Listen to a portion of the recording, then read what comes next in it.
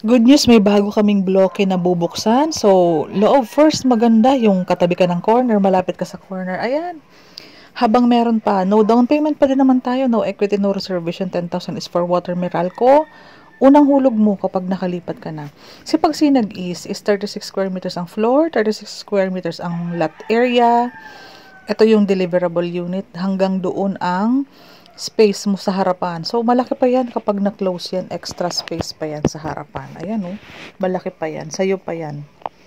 Hanggang doon sa may poste ng Meralco. Ayan ang itsura ng ating kabahayan. Pag Sinags Place East, RFO, malapit na. Naglo-loan documents na ang mga buyer namin. Possible early next year. Turnover na. Ito ang loob natin. Ayan, naka-finishing na yan. Ayan, ready na yan for tiles. Ready for skim coating, pintura. Buhos ang sahig. Ang second floor. Buhos ang sahig ng second floor. Bakal ang hagdanan. May sink sa loob. Kahit hindi ka pa muna makapagpa-expand, pwede kasi nasa loob ang sink mo.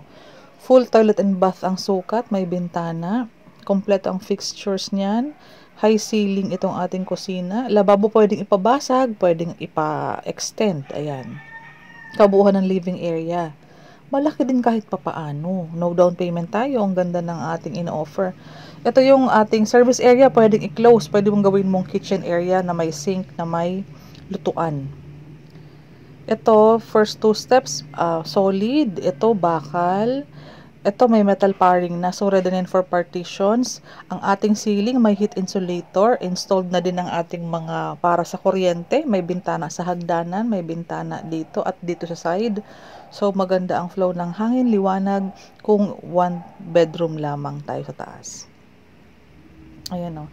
Yung mga pagpaparenovate, pwede mo magawa yan. Basta ma-loan approve ka na, makalipat ka na, pwede ka na mag-start magpa-renovate, magpa-close ng harapan, magpa-expand ng likuran, at magpalagay ng kisame, magpalagay ng pintura, tiles, and partitions ng 2 rooms. Habang available pa, mag-avail na kayo kasi new block ang ibibigay sa amin. Maganda dyan, katabi ka halos ng corner, malapit ka, ibig sabihin pagliko, bahay mo na, hindi yung sa bandang gitna para wag ka na maglalakad.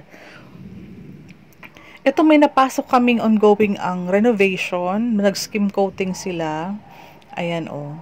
Nag-start na sila ng construction ng loob, nagre-renovate, for pintura and for tiles. Papasarado nila yung kanilang service area para maging kitchen area at lutuan doon.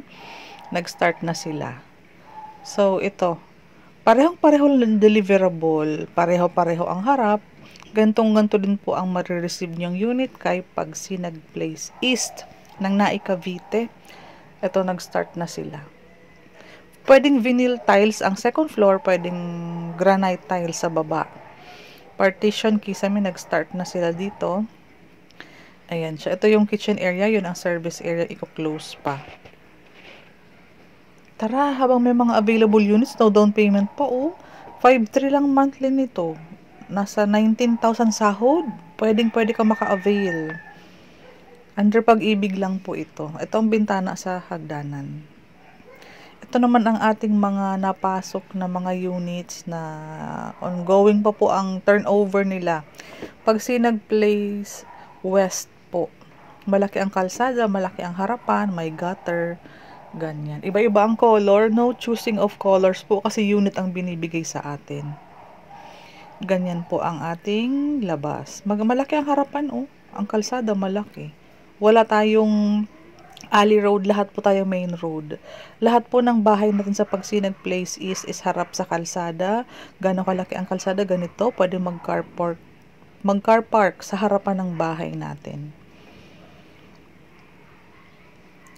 Ito po, ibang color, ibang model, pero parehong-pareho ang mga fixtures, ang deliverable, ang loob, ang sukat ng CR, ang sukat ng ating service area, parehong-pareho lang po. Pero iba't iba ang kulay. Ang advantage dito, makapili tayo ng malapit lang sa may main entrance. Kaya kung interesado kayo at matagal na kayo nag-observe, no down payment, pwedeng tirahan, pwedeng paupahan, pwedeng investment, habang bata pa. Kasi pag 45 40 pataas na, nag-short na ang term, hindi na siya 30 years to pay, so tataas ng bahagya ang required salary at ang monthly amortization. Pag 30 years ka, 5.3 ka lang monthly. 30 years yon ang term. Pag medyo may edad na, nagiging 25 years na lang po, tataas po ng bahagya, hindi na siya 5.3, possible 5.7. Ganyan po. Depende po sa edad ang ating magiging monthly. Since nag-short term siya, dadagdag din tayo ng salary required. Hindi na din po tayo pasok sa 19,000, possible 20 to 21,000. So, habang bata pa at regular na empleyado, pwede na po maka-avail habang may available units at inventory at may available kaming pag sinag-place na ino-offer. Ano na to? Mag-loan documents na kayo pag na-complete and early next year, turnover na.